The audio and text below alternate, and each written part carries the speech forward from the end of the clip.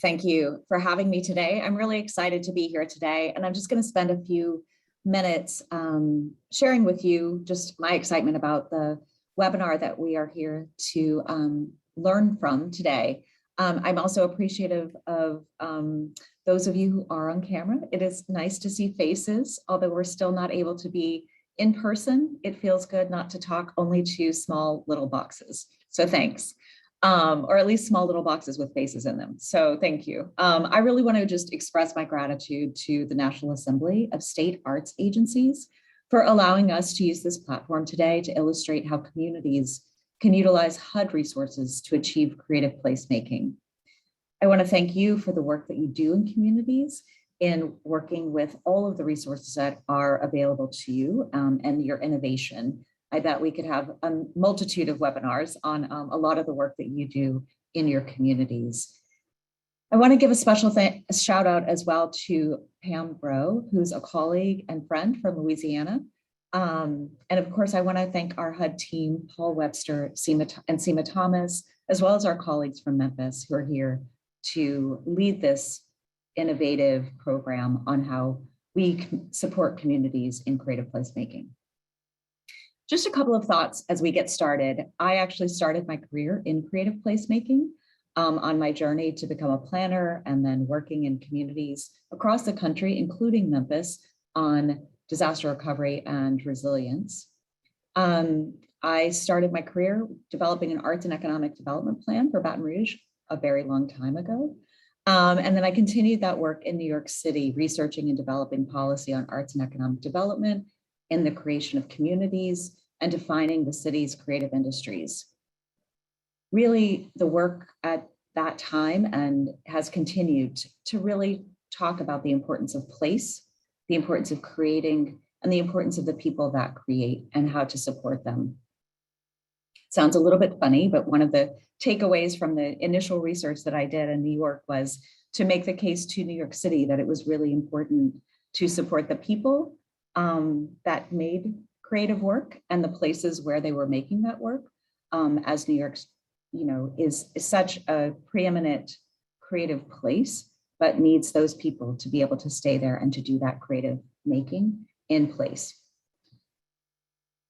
So I wanted to just thank the state arts agencies that you represent, because you've really long shepherded this work in your communities to encourage long-standing relationships, whether it's through convenings, programs, financial resources, developing cultural district, and other services and ways to bring to bear resources to your communities in order to support those people that create and those neighborhoods and communities where that work happens.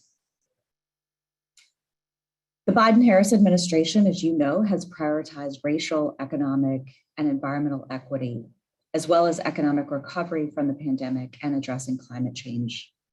Whether it's designing new initiatives, grants, policies, or programs, these are the priorities that are fundamental to the work that we are doing. And as you know, this is a historical time. The resources that have already been invested, and fingers crossed, those that will be invested through the Build Back Better plan, are transformational opportunities. And one of the great opportunities that we've been thinking a lot about at HUD, as well as with our partners at NEA and across our federal agencies, partners, is really the power of design and the power of place in making sure that we are taking this transformative opportunity and really creating the future communities, buildings, systems, and innovation that we want to see going forward. And I really fundamentally believe that creative placemaking is center to this. So I'm excited for the learning that we have here today, but I'm also excited that in our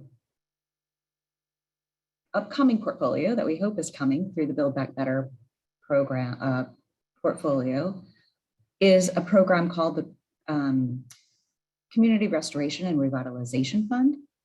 This program, if you haven't heard about it yet, I would encourage you to look at the recently marked up Senate bill. The Community Restoration and Revitalization Fund is a $3 billion program that will invest in the assets within a community that make a place, and doing so in ways that support residents, small businesses, and community members to thrive. Specifically, this program is focused on funding civic infrastructure, affordable housing, and community land trusts. A central pillar of this program is equitable and climate resilient design. So I actually look forward to coming back to this group to really discuss this program and to get your input on the potential for this program to support the work that you're already doing in communities. As I mentioned, I'm really excited today to hear and have shared with you the work that our Section 108 program within our Community Development Block Grant team has been doing with our partners in Memphis.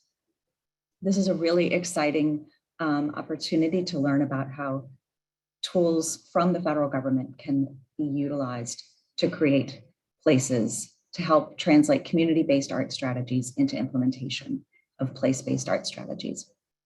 So thank you again for the time. I'm going to turn it back over to Ryan to get us going with the rest of the presentation today. Thank you. Thanks so much, Robin. I really appreciate those remarks and information. Hello, everyone. I'm Ryan Stubbs. I'm the Senior Director of Research for the National Assembly of State Arts Agencies, or NASAA. To put it succinctly, NASAA is the professional association focused on strengthening the nation's 56 state arts agencies. And before we hand things over to learn more about HUD Section 108 program and how it can be applied to creative placemaking, I wanted to provide a quick overview of a resource guide with federal funding opportunities that can be used for creative placemaking projects. I also wanted to help ground us by explaining what we mean when we use terms such as creative placemaking and creative community development. So I'm going to go ahead and share my screen and make sure that that is working.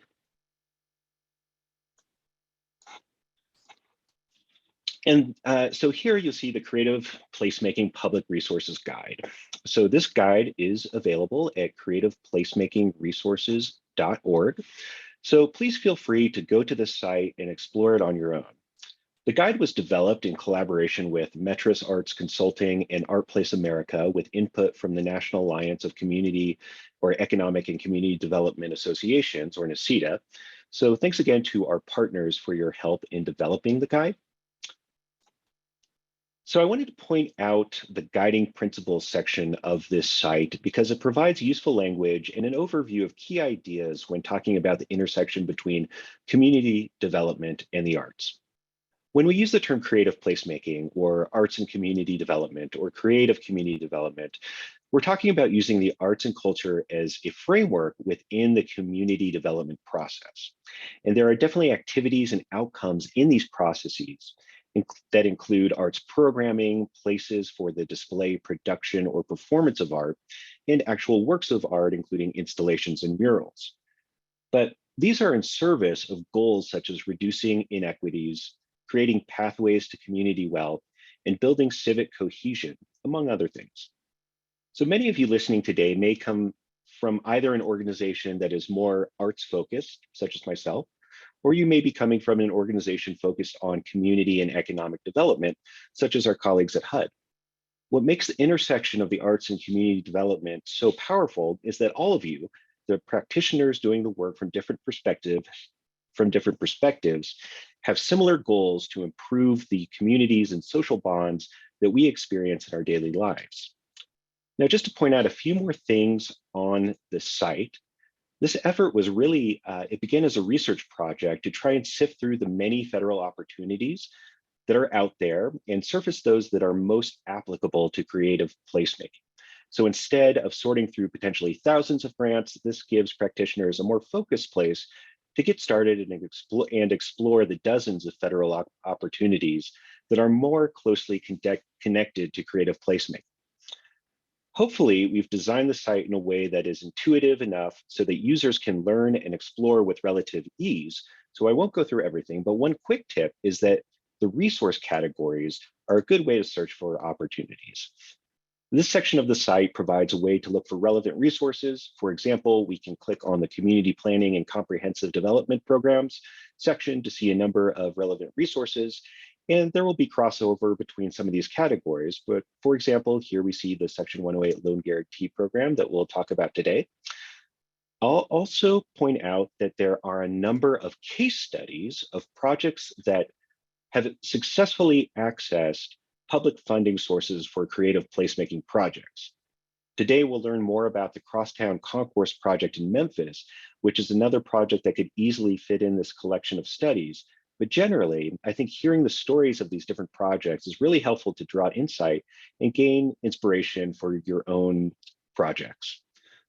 So there's really a lot to explore here, and I encourage you to do so. But with that, I will stop sharing my screen and I'll hand things over to Paul Webster at the HUD Office of Community Planning and Development. And I believe we'll share some slides, and Paul, go for it. Thanks, Ryan. It's great to be here with everyone today. To introduce the Section 108 program and the Cdbg program, Community Development Block Grant Program. So as we get into that, into this slideshow, we'll go over the basics of the program. Go to the next slide, Eric.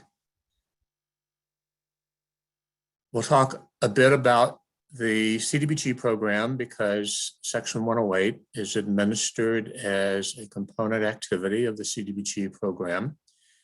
We'll talk about Section 108 basics, the things that you need to know before thinking about exploring use of the program.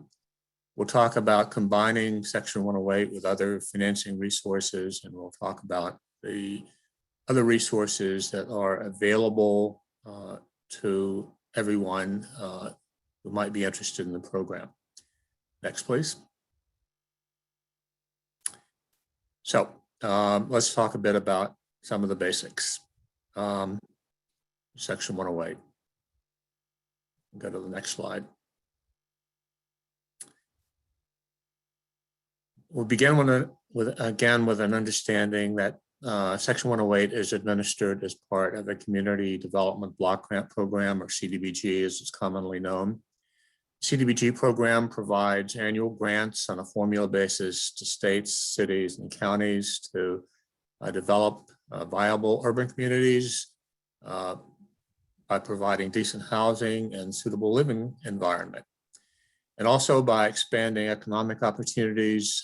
And all of this is principally for low and moderate income persons. In FY 2021, our appropriations include $3.45 billion for the Cdbg program. There's approximately 1,200 grantees nationwide.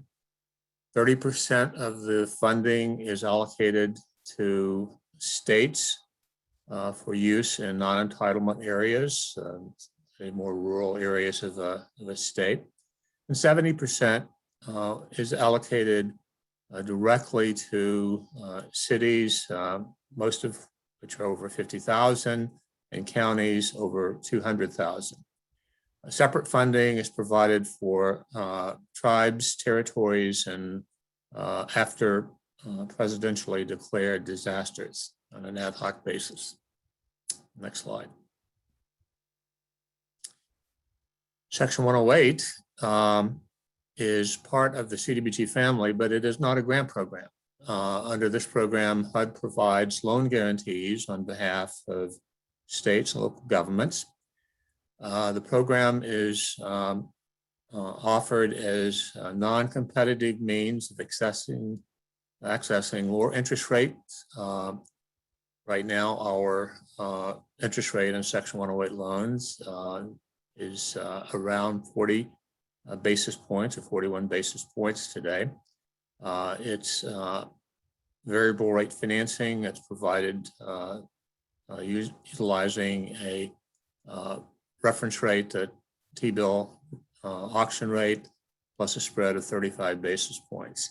Until just recently, we were using LIBOR as a reference rate, but that's changed as LIBOR makes its way towards its demise for use by lenders as a reference rate. Again, we employ the programmatic framework of the Cdbg program, and we have a dedicated staff in headquarters and in our field offices to provide one-on-one technical assistance whenever needed. Slide, please. As with any other activity carried out under the Cdbg program, any activity funded with Section 108 would have to meet one of 3 national objectives of the Cdbg program. Benefiting low and moderate income persons, there are a number of ways that can be done. Elimination of slums or blight can be done either on an area or a spot basis, and then meeting an urgent community development need. That national objective is rarely used, but it's available in those situations where there's a public exigency. Next slide. So these are this represents the kinds of activities that we typically carry out under the Section 108 program. Can be for an activity can be part of an economic development project, broadly defined. It can include a lot of different project structures, all with the objective of promoting economic development, mainly to create jobs or provide services to low and moderate income persons. We can carry out housing projects, except for new housing construction, which generally is not eligible under the Cdbg program or Section 108. We can fund housing rehabilitation. We can fund other components of housing projects, such as site assembly and site work, to get a housing project ready for development. Can fund public facilities. Can be anything from a neighborhood center to a health facility, and then other kinds of infrastructure, which can include any kind of publicly owned public improvements, put it that way. These are the types of projects, again, economic development. These are the categories: central business district support, retail, office and manufacturing, sometimes small business financing, housing development for loan funds for third-party developers, can fund adaptive reuse and support new housing construction. And as I mentioned earlier, public facilities include community centers, park upgrades, museums, and arts centers. Infrastructure, water and sanitation, streets, curbs, and gutter improvements, and broadband line extensions are also eligible under Section 108. Basically, any kind of publicly owned infrastructure is eligible. Next slide.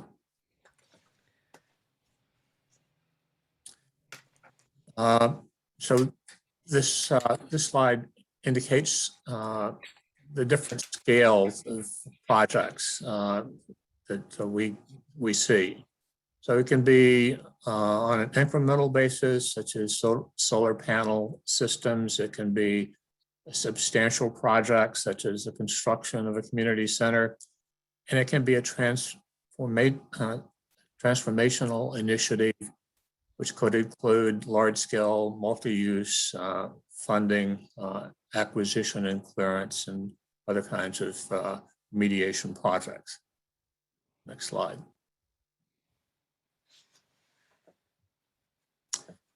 So again, who has access? Cities, urban counties, and states. But all of these entities can pass through the financing they receive to other entities. So they are grantees often partner with subrecipients, nonprofit organizations, other kinds of public agencies that are involved in project funding. For urban counties and states, the funding can be passed through to units of general local government. States have to pass through all of the funding they receive, except for a small amount for administration, to units of general local government in non-entitlement areas. And those entities in turn can provide funds to subrecipients for economic development, public housing, community development, nonprofits are examples.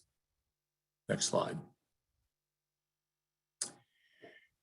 So this gives you an indication of how the maximum funding availability is calculated under our statute and regulatory requirements.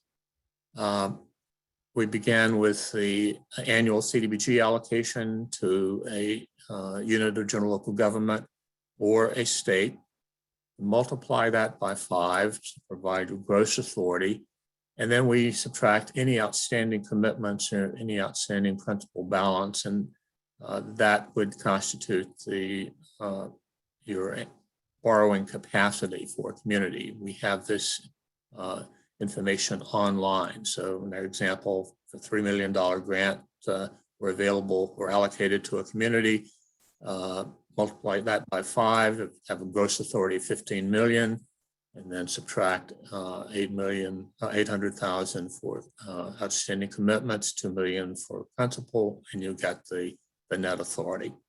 But again, we've gone through, we have on this site, the current availability of Section 108 financing authority. Next slide, please. This gives you an example of how projects are typically structured where funds are being passed through to a third party.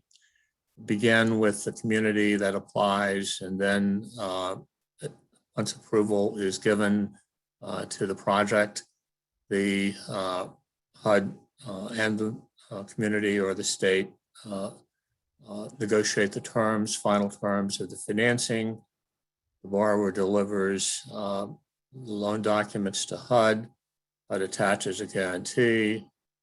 We provide it to a lender that we've selected. So that is one of the features of our program.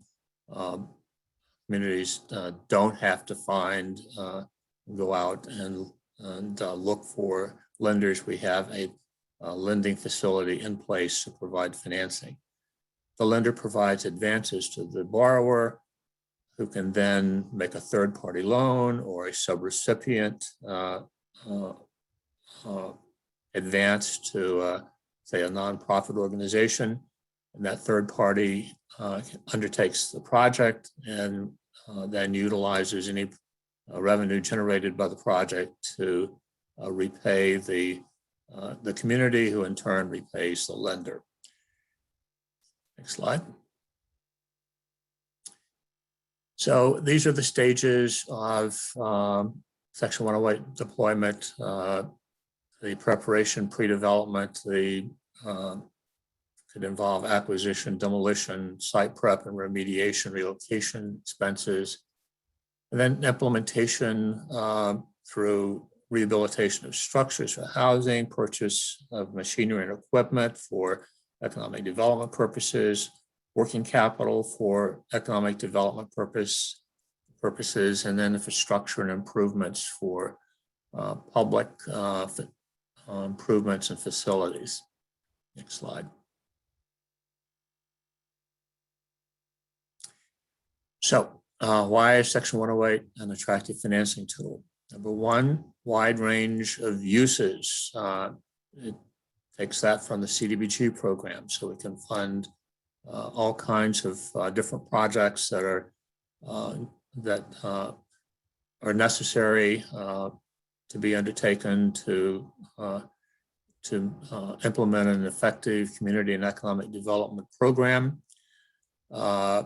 We have low-cost financing with flexible terms. Again, this is one aspect of Section 108, which a lot of other programs don't have. We can structure the repayment of Section 108 loans to meet the needs of a particular project. So sometimes it's necessary to defer payment of principal for a period and then pick up with amortization. But always what we try to do is to match the financing terms with the needs of a project.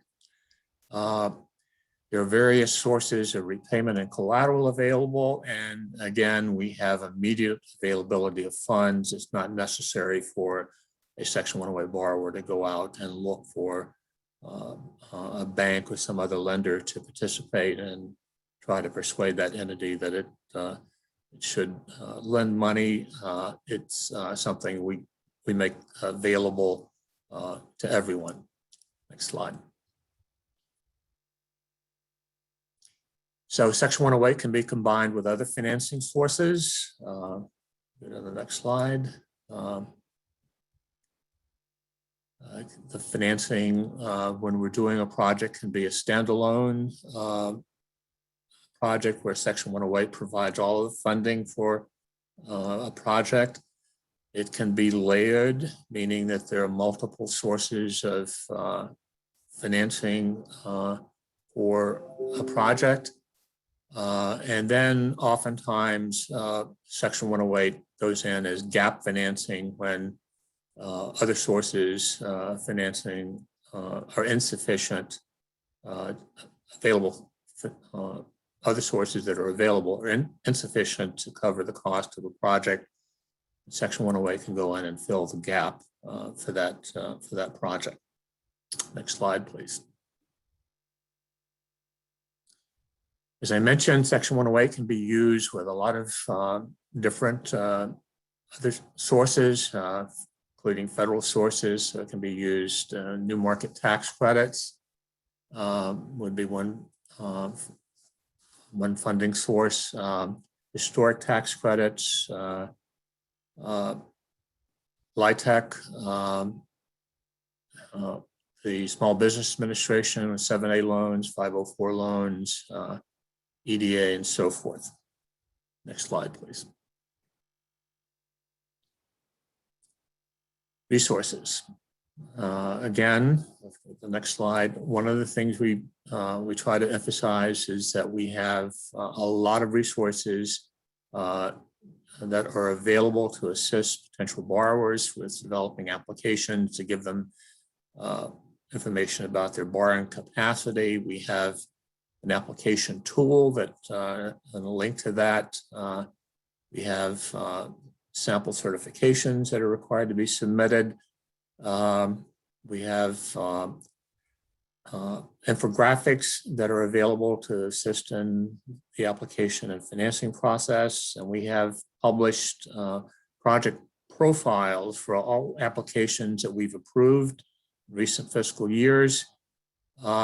And that's very we find that's very helpful for potential users because it gives them an idea of how their peers have been using the program. And then other sources are available on our websites, HUD.gov, and HUD Exchange. And very importantly, our office, the Financial Management Division, is willing to provide one-on-one assistance during any project stage for interested applicants. So next slide, please. So again, we're providing technical assistance during various stages. We provide walkthroughs on eligibility requirements. We offer suggestions for structuring projects. We have examples of similar projects. We provide TA together with our field offices. We help to clarify outstanding issues related to underwriting. We work with you to identify additional collateral resources that might be available.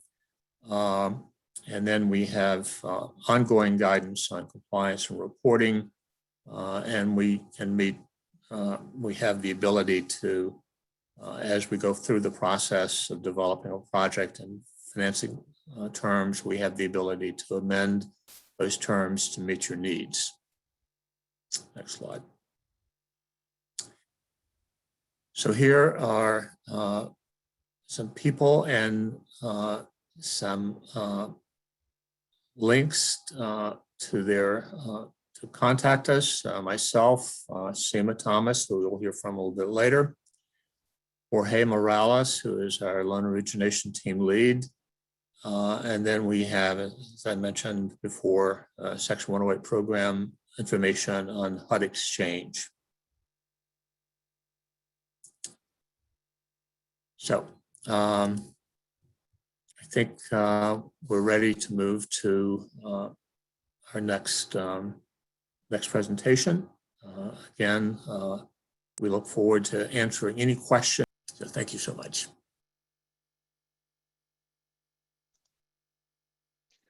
Thanks, Paul. And I think Myri Albertson, you're up and we'll have your slides up in a second.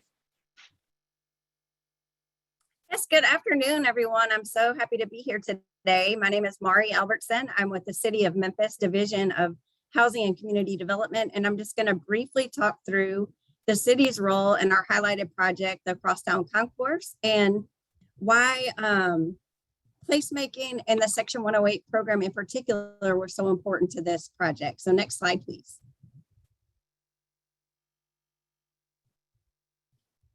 So just a little background on the property and the site. It's a huge property. It's located on 18 acres, and the structure itself included 1.5 million square feet of space.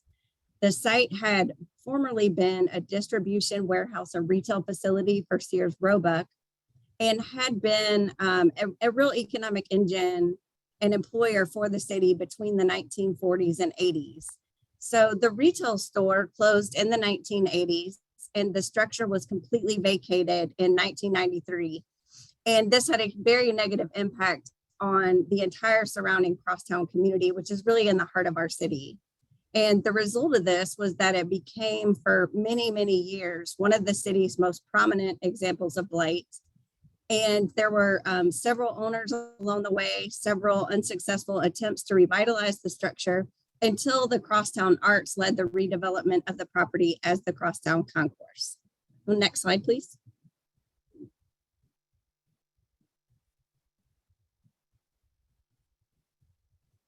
So the city's role in the project was primarily as a funding partner. We committed over 15 million in capital improvement funds through the city's operating budget, a little over 6 million in qualified energy conservation bonds. We had a Brownfield Economic Development Initiative grant of $2 million from HUD, which was tied to a $4 million Section 108 loan. So the Section 108 loan program for this project in particular was so important because it allowed us to make a much larger investment in the project with federal funding that would not have been feasible with our annual community development block grant allocation, which is a little around $6.5 million a year. So to have allocated 4 million of that would have been really not possible. So the Section 108 loan program enabled the city to address a very high priority community redevelopment need and issue in the community, and also to leverage these funds to secure an additional 189 million of additional investment that the developers brought to the project. And then in terms of the loan repayment, the city determined that the projected increased tax revenue that the project created, as well as the jobs that were generated by the project, were deemed sufficient for to cover the cost of the debt service of the 108 loan. And next slide, please.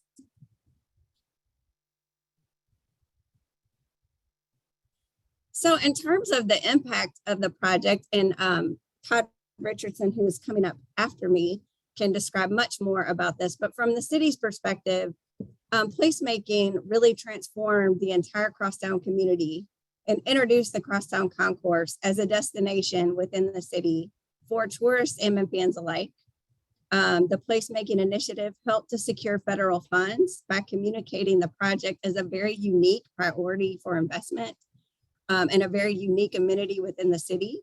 And then placemaking techniques in this instance helped to transform this space, which was kind of once thought to be impossible to redevelop, into a place that encourages community engagement as well as economic development, and is an exciting place within the city to live, work, play, shop, learn, and visit. And with that, I have the pleasure of introducing Todd Richardson, who is the president of the Crosstown Concourse and a co-founder of Crosstown Arts, who will share a great deal more about the project. Thank you so much. Thanks, Mari. Hi, everyone. So what I want to do right now is introduce a short video. Back in 2011, so about 10 years ago, when we first started the project, first started a feasibility study to see if it was even possible to do anything with the building. We didn't give ourselves much of a chance. It was middle of the recession. It's 1.5 million square feet in Memphis. And so we knew it was a tall order, especially my background as an academic. I'm an art historian, and my partner in crime is Christopher Miner, who is a video artist. And so, of course, not only did we not give ourselves much of a chance, nobody else did either.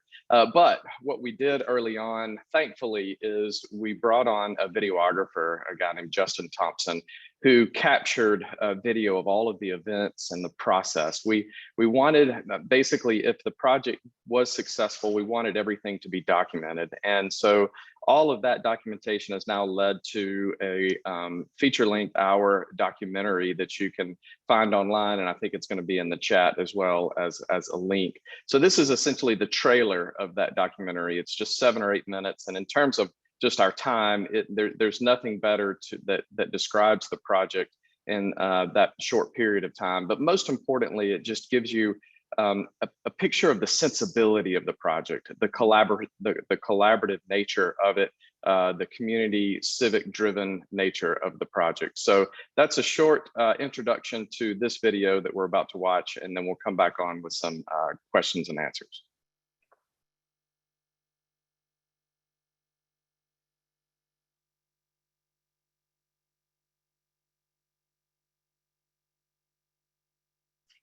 I want to see it come back, whatever it takes to bring it back, put some more life in this building. And I think it'll do the community a whole lot of good, sure thing. I mean, it might bring outside people in here to do some work, some business. Yeah, I don't think it should be left like this. It's just too good. You know, and I look around the town when I go around, all these empty buildings, you could build some of this thing, put all them people in this building to produce and make money. Yep. And it's a good structure, it's stout. Sure is. You can put anything in here. Yep, I hate to see it like this. Kind of hurting. Mm-hmm.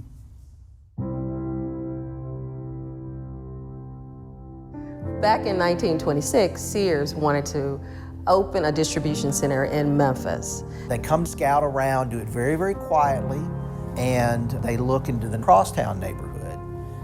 So in 1927, 2,000 men worked 24 hours a day, only stopping from midnight on Saturday to midnight on Sunday. The building was completed and operational in 180 days. That's almost unheard of. The original building was more than 650,000 square feet. The building included the retail store, the catalog distribution plant for like 7 states. Sears at that time was a major catalog store. And to be able to have a distribution center here meant if you were living in Arkansas or Louisiana or Alabama, you took the Sears wish book and you filled out the form and you mailed it in, you were going to get your products that much quicker. I mean, it's a major economic development for the city. My first day in this building, just before going to the first grade, my mother brought me down here from the Gregg School area on a streetcar, and we bought blue jeans. I'll never forget the smells in the building. They had a candy shop, peanuts and pecans. Remember, when I first came here, Sears was probably the largest single employer in the city. We were the FedEx of Memphis at that time. This is where I met my wife. Right here at this cash register. There were always a lot of activities going on in the plant. A lot of the employees got together. We would have skits. We would have programs on July the 4th. We had contests. They called all the managers and all the supervisors up to the 11th floor. Our general manager walked in, he read a letter to us that they were closing, that Sears was closing catalog. And to the people with families, or even if you weren't ready to retire, this was devastating news. There were people that loved this property, loved this structure. People would stop me if they see me out in the yard cutting the grass, and they'd say, "Can you take me in there? I want to see that place. My grandfather worked there." It was just a big, empty place. And so one day, I saw some young men, they were walking around, looking over the building across the church. I went across and introduced myself. "Are you trying to do something here?" And Chris Miner called me and said, "Yes, we are here. We're trying to do a feasibility study for that building." So basically the conversation started out with, wouldn't it be cool if? And it was purchased purely for a civic vision. No developer in their right mind would purchase this building. We put together a development team and we started off with a year-long feasibility study that really looked at, can anything happen with this building? And if so, what? At the core of that was the arts, music, visual arts, performing arts, multidisciplinary. We also started Crosstown Arts, a nonprofit that was to facilitate the conversation, but at the same time, begin to have events in the building, in the neighborhood, to bring people back to Crosstown. It was an initial effort about renovating a building, but it was also about building community. Anyone who had real experience doing this would have just said it's a completely ridiculous idea. The building's too big, and everyone involved that had anything to do with the project on any level, they all share a little of that Memphis style of hardcore believing in something, regardless of how crazy it might seem on the surface.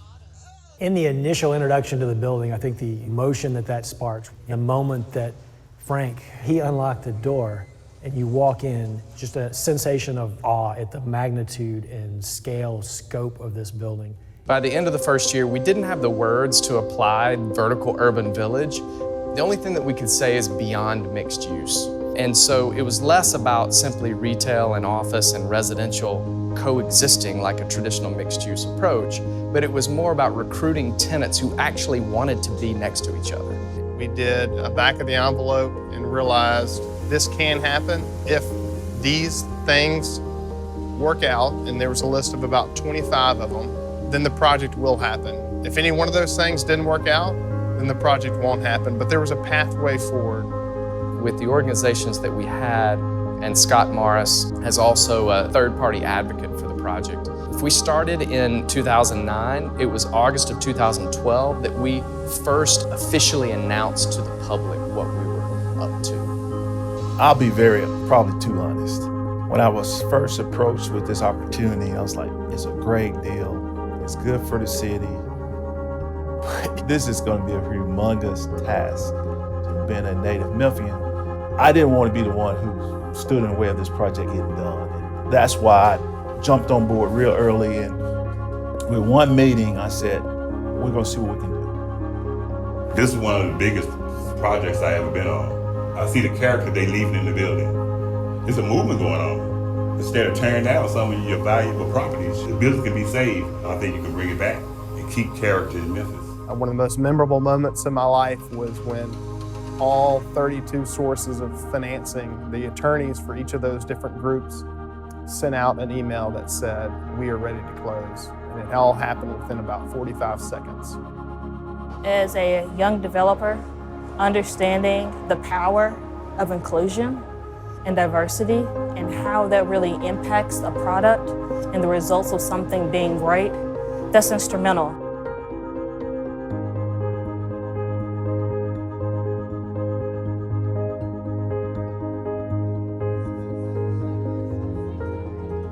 They were updating me periodically, and they say there are some things we're working on, and hopefully we're going to present them to our group and see what they will think of. And so when finally they say that there's viable group that is going to pick up this building and willing to invest in it, I shouted, I go, hallelujah. And I'll never forget, we were riding on the bus, we were bringing kids back to school, bringing them back home, and one of the younger ones comes up and he sits next to me and he's looking at the building and he says, "Miss Jazzy, are we moving in that building?" And I said, "Yeah, in a couple of months we're gonna move in that building." And he said, "Miss Jazzy, does that building kind of, sort of belong to us?" And I looked over and I could see that sign, yours/ours, down the side of the building. And truthfully, I was able to answer, yeah, it belongs to us.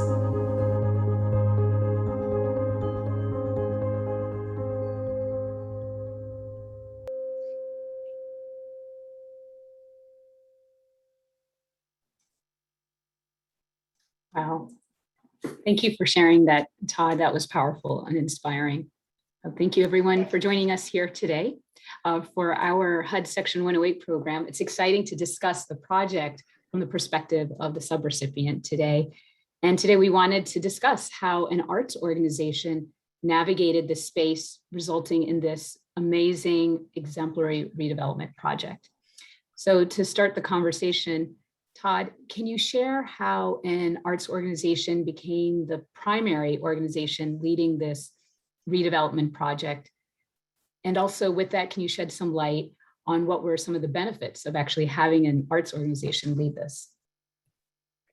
Yes, definitely. Great question. So for us, it was originally it was owner driven. The individual who owned the building purchased it in 2007, 1.5 million square feet for $3 million. So clearly a liability, not an asset. But his intention was to donate it to, originally it was going to be a college campus, and then that didn't happen. And then 2008 happened and turned to the recession. And then we started talking in 2009. He already had ideas related to an art-centric high school. He is just philanthropically, his focus is, one of his focus anyway, besides education, is also continuing to help create a real ecosystem for the creative community in Memphis. He had ideas about an organization that could help address a lot of the issues that artists and musicians face, whether it's access to expensive equipment or healthcare or space, whether it's studio or performance space. And so he really wanted this building to be representative of the future of that. And then, you know, with that vision, as someone who is in the arts and the people we brought on, we began to look at a lot of different examples from across the country. Ones that come to mind that were really helpful: Distillery District in Toronto, or Massmoka in North Adams, Massachusetts. Others, and really taking cues from them about what could happen. And then ultimately at the end of that first year feasibility study, where we had come up with this idea of a vertical urban village, it was really anchored in arts and education, and the arts as a kind of spark to start the conversation to think outside the box. So ultimately, Crosstown Arts, which is a nonprofit, became the developer for a for-profit project. And you know, the benefits, I would say, most importantly, is a comfort level with the creative process and creating something unique and original, and being willing to have that kind of intellectual agility to bring things together that on the surface seem disparate, you know, or disconnected, ultimately become this really wonderful fabric of, you know, our vertical village is anchored in arts, education, and healthcare. And so bringing all of those components together are really what created the sensibility for the project. But, you know, I think curiosity beyond normal boundaries and barriers, thinking outside the box and thinking of that as a good thing, as opposed to, you know, just something to overcome. So I would say, just to a real familiarity with the creative process and being willing to adapt to changing conditions and not see that as failure.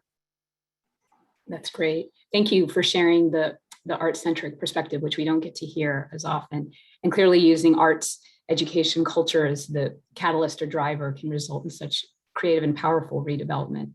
So as a follow-up to my previous question, with a project this large, how did you manage all the stakeholders' expectations? I don't know that we did. No. We really tried to work hard to set those expectations, which then allows us to be able to somewhat manage them. When we talk about collaboration around here, it's not just a phrase. So this project would not have happened without what we call our founding partners. So our main tenants are Methodist Healthcare, which is our largest healthcare system in Memphis. They have 11 hospitals, and all of their kind of back office, administrative, finance offices are here. St. Jude Children's Research Hospital, Alzac St. Jude, which is the fundraising arm of St. Jude. We have a public charter school here with over 500 students.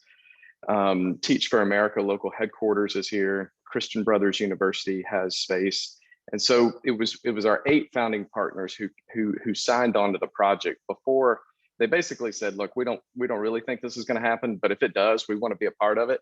And so what brought us credibility with financing sources is we had over half of the commercial space pre-leased, and that helped with the other equity pieces. And so because of that collaborative nature, that where these entities are real stakeholders, we're having regular meetings of communication. We had a risk assessment done before we started construction, and it came back and said your biggest risk is communication and making decisions, and then that starting a domino that's then is not communicated down the line. And so the communication collaboration was a massive part of the project. Yes, I mean, it's a complex undertaking, but fortunately, you and your team pushed beyond those limitations. And also, if I recall correctly, we were able to manage to achieve full occupancy in less than 1 year. And I think it's a testament to how Crosstown managed expectations. This is also a large-scale project with deep connections in the community, and it embarked on creating an equity-focused community paradigm. So Tom, were there ways in which the arts were especially important to facilitate community engagement in the project? And maybe as a corollary to that question, how do you continue to engage and ensure local community participation and input? Yeah, absolutely. So going into this, yes, this is an iconic structure, historic, in a very strategic location in the city that had been abandoned for 20 years. But at the same time, we knew if we put everything in the building and the building was successful and nothing happened outside of the building in the neighborhood, then kind of what's the point? And so, Crosstown, the neighborhood had grown up around the activity of the Sears Crosstown warehouse and retail store. 1,500 people worked here. They handled 45,000 orders a day. One of the first movie theaters outside of downtown was across the street. And then when they closed in 1993, it had a massively negative economic impact on the neighborhood, such that when we started in 2010, if you had surveyed 1,000 Memphians and asked them where Crosstown is, they would not have been able to tell you. Most of them anyway would not. Just the neighborhood Crosstown fell off the mental map of most Memphians. And so with Crosstown Arts, when we formed it, it was for a kind of a dual purpose. One was to continue to cultivate arts and music in Memphis, and the other was to facilitate the conversation around what to do with the Crosstown building. But the former was really about bringing people back to the neighborhood, reminding them that it's here, and then through exhibitions and concerts and block parties and lectures and all sorts of things, when people came back, they were coming back for those events and programming, all of which we really strove for them to be unique, high quality experiences. So not only are they coming back to the neighborhood, they're associating these unique, high quality experiences with the neighborhood. And so that generates a level of support and movement that impacts the city to want to invest in this. And then when we opened, there were 13,000 people at the opening in August of 2017. That doesn't just happen. That's 6 years of community events and people having buy-in and feeling like that they're a part of this movement. So today, Crosstown Arts is now a tenant in the building. It's a contemporary art center that occupies about 45,000 square feet in the building, but they also continue to curate and organize and implement ongoing events and programming. So we have a budget, an annual budget each year to put on what we call our Better Together events. And these are events like Mid-Autumn Festival, which is a Vietnamese New Year festival, or Crafts and Drafts, or Puppy Palooza, or whatever. And we continue to have these events on site that are free and open to the public, that continue to bring people here through these kind of cultural experiences. That's great. Now, to shift gears to the financing side of the project, thinking about the money, can you discuss the different types and sources of funding that you're able to access? And also, can you explain the importance of federal resources as part of that mix or capital stack? Absolutely. So it was a $210 million project, 30 different sources of funding, and that is everything from federal to state, county, city, private, philanthropic, you name it. There's a source in here to fund something. This, simply put, but for the federal funding, this project wouldn't have happened, period. So we had historic tax credits that equated to about $38 million. We had new market tax credits that equated to about 16 or 17 million. Obviously, the Section 108 and Betty that Mari talked about. So those sources are what allowed us, especially the Section 108 and Betty, were the brownfield were used for infrastructure upgrades. Taking a warehouse and retail store to a little city, there were lots of things to upgrade, from sanitary sewer and sidewalks and street lights and traffic signals and all those things. And just really quickly, can you expand on some of the big challenges that you faced in terms of the roadblocks and accessing the funds? And I guess, what are your top pieces of advice for creative placemaking practitioners that are actually thinking about pursuing federal government funding? So, our experience is probably similar to a lot of others. The alignment of timing, all of your sources have different application processes, different timing, in terms of how it can be distributed and through whom. When you're using it, for us, the biggest challenge on every level was the combining of all of the different sources. So to twin new markets with historics, with city and county, and then all of the regulations and lawyers, no offense lawyers, that come along with those different sources. So the regulations in terms of uses, especially when it comes to all of the multiple sources, and then this wasn't a challenge, it's just something you have to plan for in terms of just the bureaucracy and the tracking and the compliance. Historics and New Market and the 108, they all have their own compliance. So, for me, just planning to write 3 different reports every month and just be okay with that. I would at the end of the day, after writing those reports, I would just keep saying in my mind, $60 million, $60 million, $60 million. And that gives me the motivation to be able to do all the compliance. The advice is really, start early. Think about these things early on. It just takes time. And then another would be find an advocate. And I'm not just saying this because she's on the call, but without Amari Albertson and her team at the Housing Community Development, again, but for them, this project would not have happened. They got behind us and they drove, really all the decisions on the city level that needed to be made. And so they believed in the project. And so having that advocacy is huge. And then last, just patience and persistence. It takes a while, but you just got to be persistent along the way, and maybe help with keeping the schedule, et cetera. But that's a huge deal. Thank you. I know we're over past the hour, but I just have two more small questions, and I think they're good questions just to illuminate the project a little bit more. So this project received many accolades. One I'll mention is that it received the Platinum LEED certification, and it qualifies Crosstown as the largest historic adaptive reuse project in the world. But it didn't stop with construction. So the concourse continues to educate tenants, residents, and visitors.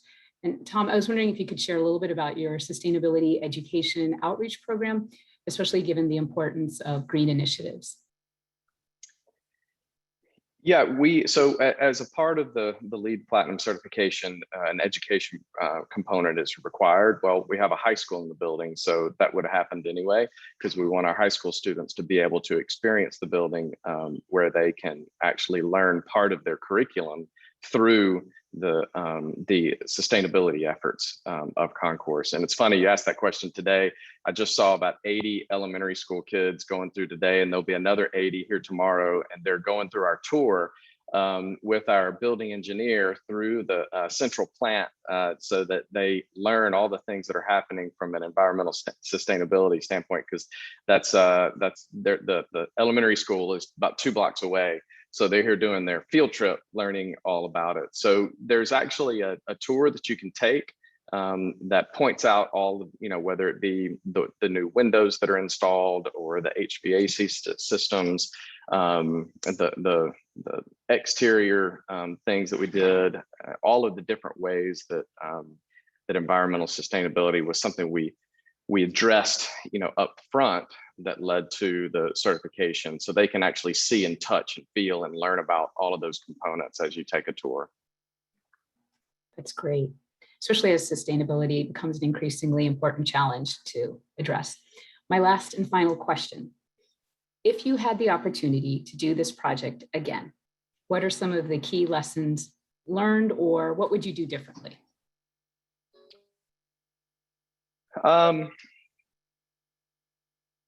Well, I can tell you what I would do differently. And it was a major debate early on before our development team knew that we had a good chance of this project being able to close on the financing to make it possible, but no one else knew that. And so at that point, the question came up about acquiring the properties across the street, because when Sears left, within 10 years, every building in this area was vacant and abandoned. And so all of the buildings across the street were empty. And so we, did we want to control that real estate and be able to develop it, and that was consistent with the mission and vision of Concourse? Or did we want multiple owners to be a part of the project and kind of have their own fingerprints on it? And so ultimately at that time, we decided not to acquire and to allow for others, to be a part of the future development of the community. And that was a mistake. We should have acquired as much as we could have. Now the owners of those buildings just have dollar signs in their eyes, and unfortunately, a number of them are still blighted and empty as a result, because no one's going to pay what they're asking for it. So they're just sitting on it, and it is really hindering the kind of spread, of what could be future improvements in the neighborhood as a result of that. So I would definitely do that differently. Thank you, Todd. Thank you for walking us through the transformation of this abandoned Sears building that's turned into this amazing vertical urban village. It really helps us reimagine and dwell in possibilities. So thank you. Thank you. Thank you. My pleasure. And with that, I'll pass it back to Ryan and Eric. Great. Thanks so much, Todd and Seema. And thanks to all of our presenters, Paul, Mari, and Robin. And thanks to Eric as well. So we will send out the video to all registrants. The video of this presentation, I think we're posting in some links right now. Also, we'll launch a quick poll if you have time. Thanks for sticking around for a few extra minutes. Really appreciate everybody's insights. Really appreciate everybody joining us. And we'll hope you got a lot out of this session, and we'll see you soon. Thanks, everyone.